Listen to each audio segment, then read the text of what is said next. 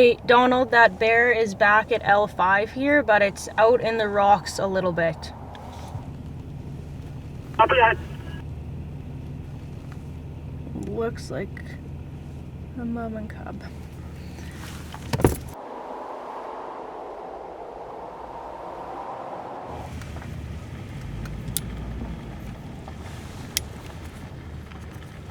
We're just slowly moving them away from the dump here. Mom and cub are moving together away from me.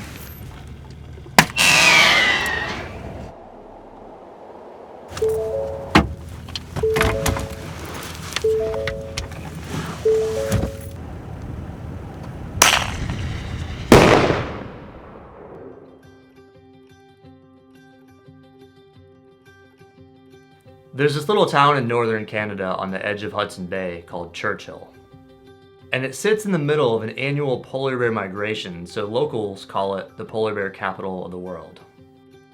The town of Churchill is the most amazing little subarctic community. So there's just over 800 people that live here year round. And there's 13 streets completely covered in snow for 8 months of the year. It's on the edge of the connected world and the Arctic world that's off the road system. It draws a hardy, friendly type of person to live here. Unparalleled freedom, unparalleled safety, pristine wilderness. If you're in the States, you're talking to somebody and you say Churchill, they go, where's that? And you go, oh, in Manitoba, you know, and then they go, oh, where's Manitoba? It's got like gravel roads and a few quirks, you know, to the locals here and there. There's a few options for stores and tons of options for friends. That was pretty cheesy. So you can't drive here, but you can hop on a train or a plane and you can get here and have this absolutely amazing wilderness experience that is so different from anywhere else. Churchill, bar none, has the best whale watching in the world. Like, there's nowhere else in the world that you can see and encounter what we do here on a daily basis. I'll tell them, oh yeah, like it's possible that you'll see 1,000 belugas in one day. And they're like, what? No way. And I'm like, yeah, way, it's possible. Oh, to be in the water with beluga whales is literally like good soul medicine. Churchill is also one of the best places in the world to see the northern lights. It looks like magic. It doesn't look like, it doesn't even seem natural, to be honest. This magic, this thing has happened, this symphony almost has happened right in front of your eyes. I know there's a scientific explanation, but that doesn't explain the magic that's happening in your soul. The colors that you see, like red and blues and greens and purples and pinks, they're just so bright and colorful. It's truly mesmerizing. When they're dancing and they're shining, you know, there's nothing like it. The number one pastime of people in Churchill is driving around looking for stuff. This is their home, and what do you do to appreciate it? You go look at it. And it can range from watching lemmings run across the road all the way up to the mighty polar bear. Once you get out on the tundra and you're sharing space with polar bears, it is a mind-blowing experience.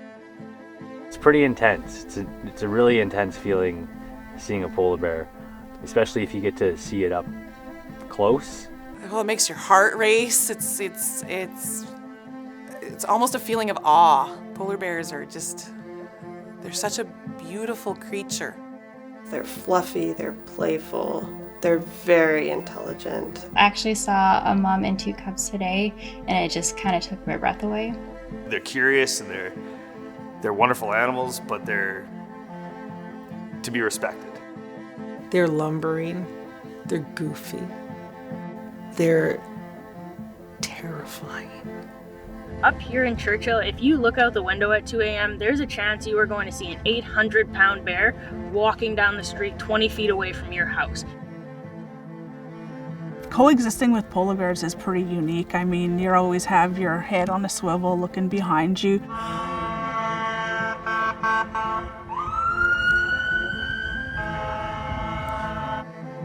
In Churchill, you almost get like a sixth sense about polar bear security and polar bear safety.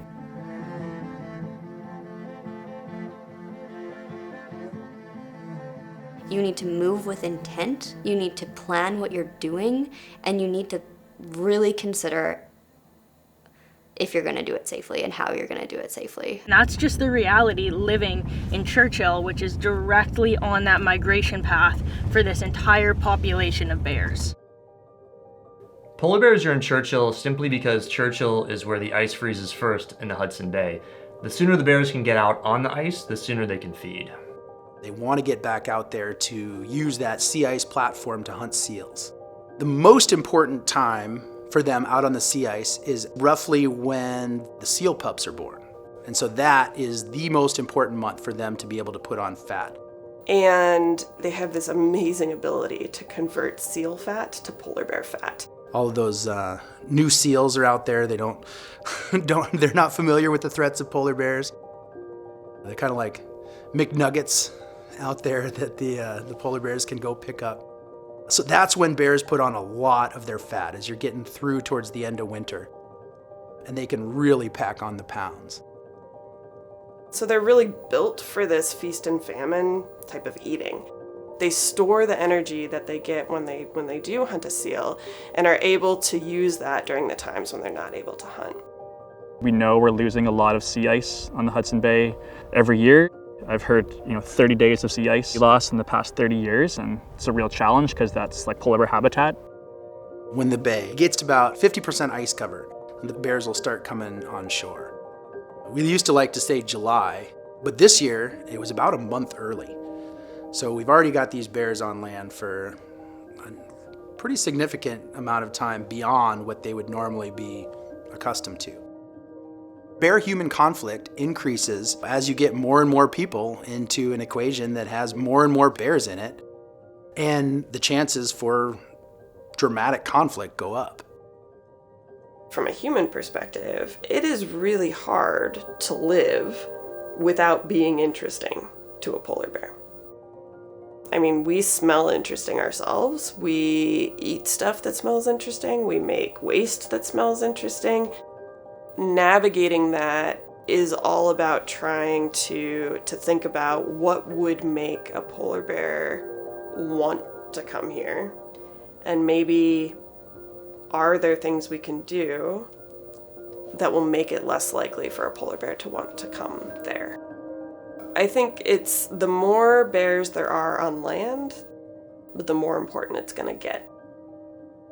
Polar bears are a beautiful creature, but ultimately you do have to be careful with them. So you have to respect them and their space, and and they have to respect you in your space. So that's why we have the Polar Bear Alert program in Churchill here that deals with bears that come into the community or consistent problem bears. Polar bears are smart. They're opportunistic, especially when food's involved.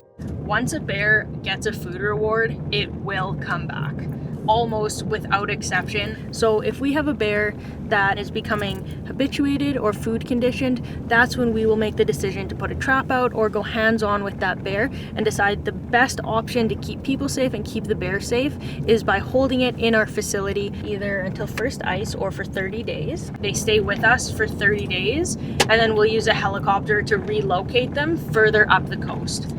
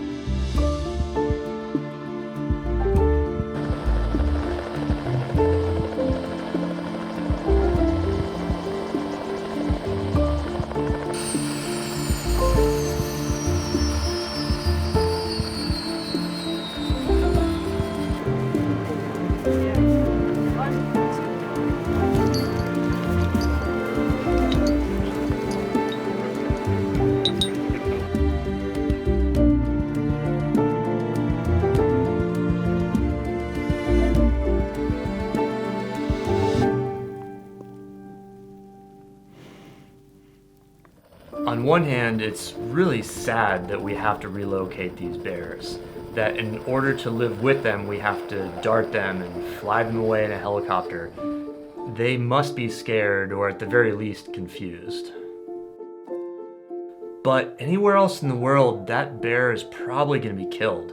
Whether it's a black bear, a grizzly bear, or a polar bear, any bear that is labeled a problem bear is likely going to be eliminated.